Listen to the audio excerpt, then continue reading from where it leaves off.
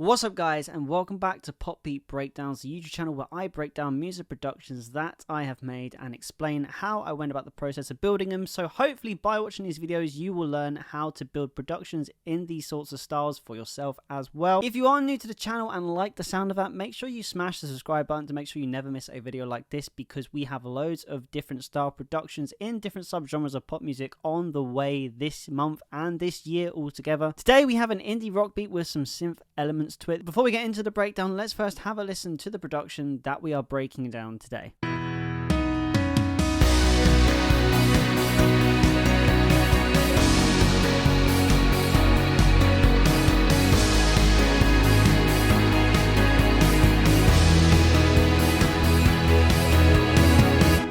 So you can hear in this production there is a lot of different interesting elements going on. We have everything from guitarists to synthetic bass lines to really nice compressed pop piano and really big roomy sounding drums. There is a lot to break down for sure, so let's not waste any more time. Let's get straight into logic and let's break down this production. Okay, for those of you who watch this channel regularly will know I always break down my productions in the order that I added everything, so you can get the best understanding of how I went about building up this track. Now the track today was built through piano, so I've got two piano tracks here, and this is how I like to lay out my MIDI piano. Now you'd be interested to know that the piano that we're using today is Native Instruments, and it is the compressed piano pop. This is my favorite preset, by the way, when it comes to MIDI piano just in general. I just love this sound, and this is a sound I always like to go for at the moment. Let's have a quick listen to it and see what it sounds like.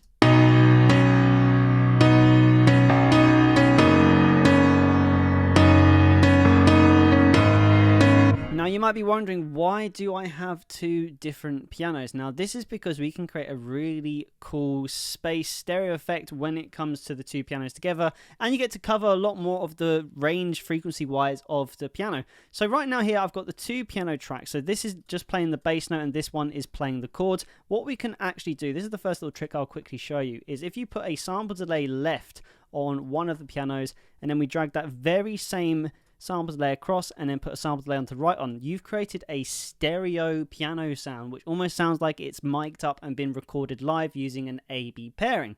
Because when you record piano live, you have two microphones normally placed A and B, one further up the piano pointing down into the body of the piano and one on the right side pointed down into the piano, and then when you pan one of the mics hard left and one hard right, you get this nice stereo effect.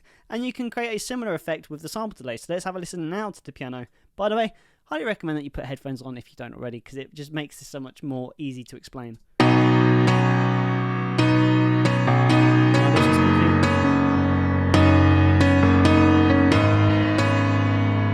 Very simple effect, but it works very, very well. Now, the next thing that we added was an ARP synth, because at first I thought I was going to go down a kind of 80s vibe with this sort of track. So I found this ARP synth, which is actually a retro synth preset in Logic Pro X. Just have a listen to this. I've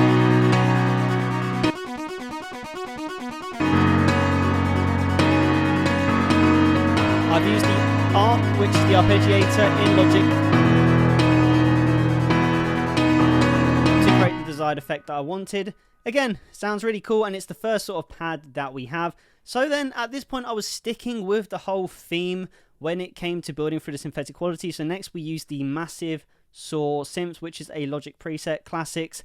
Now if you scroll down you'll see the massive saws here. Now the only thing that I added is I added a little bit more sustain to this, but other than that this is completely how it is out the tin.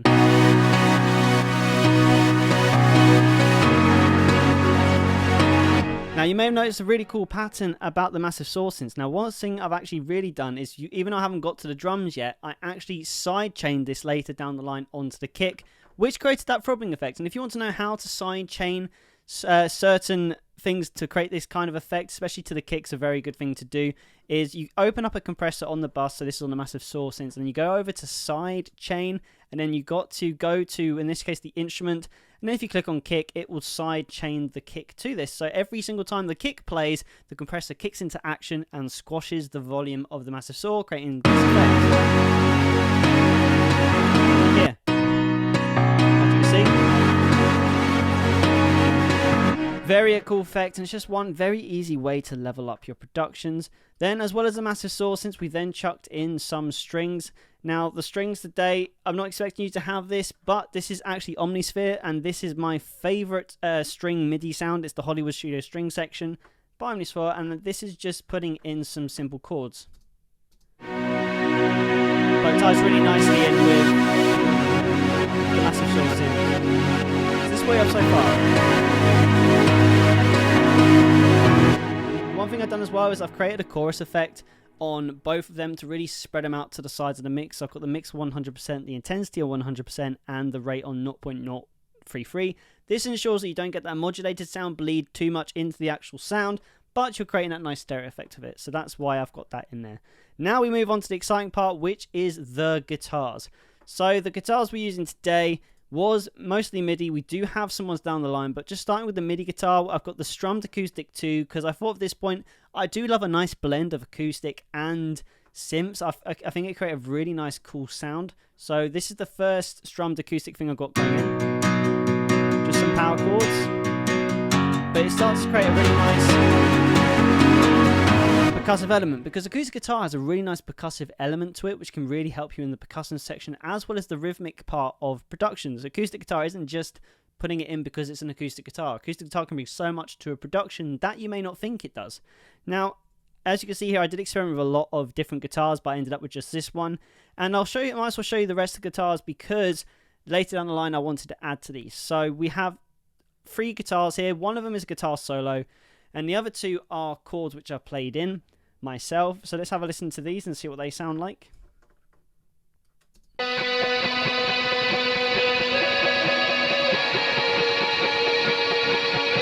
Now, I don't have any effects to show you on this, because what I have done is I've used Native Instruments Guitar Rig 5, and I only run the demo version, and it can be really frustrating because after 30 minutes on the demo version, normally the sorter plugin resets itself, so all plugins and settings that you've put in just disappear and you've got to do it again. So to get around that, I find a guitar sound that I'm happy with, I record my guitar in, and then I bounce it out into audio tracks, so that way everything I've done in Guitar Rig 5 stays.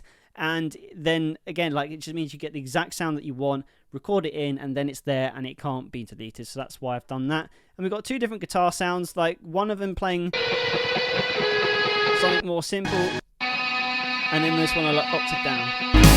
And I think it just created this really nice, like, thick guitar sound, which really lifted the production. So when you put all this together so far, the production side of the sound is all complete. Okay, next we have the drums. So for the drums today, we are using the Contact Abbey Road 80s drummer. You probably see it a lot on this channel, but I just love it so much. It's my favorite drum kit for anything like this. And we just laid down a really sort of, I think this is like an 80s sort of disco kind of beat.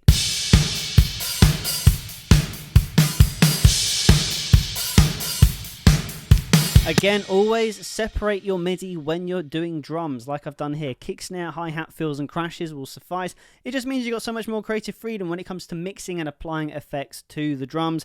And of course, always bus them so you can mix them together. As you can see, I've done some EQing here to increase the lows and the highs. And then I've put it into what is called the drum space preset in Ozone.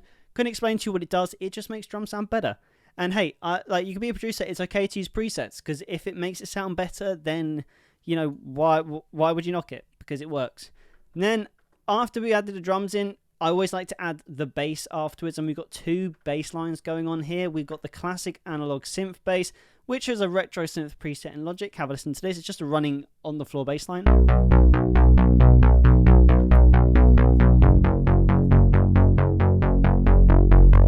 And then I just layered that bass with a subby bass, just so we get a little bit more low end in the track.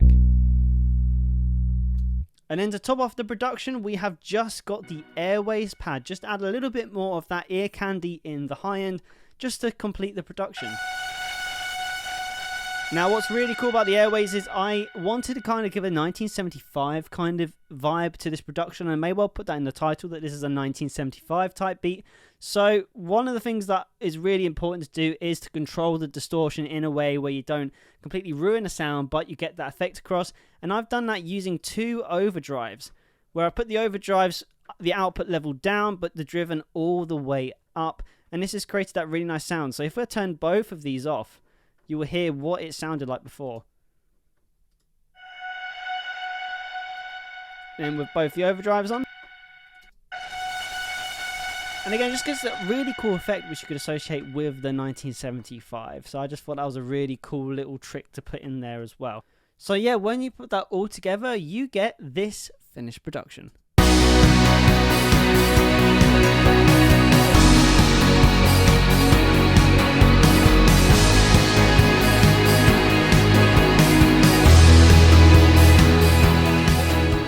So there you go, guys. That is how to make an indie pop beat, I'd say in the style of the 1975. If you enjoyed this video, make sure you smash the subscribe button, as it's the best way to support the channel, and make sure you never miss future videos like this. But guys, thank you so much for watching. Keep making music, and I will see you in the next video.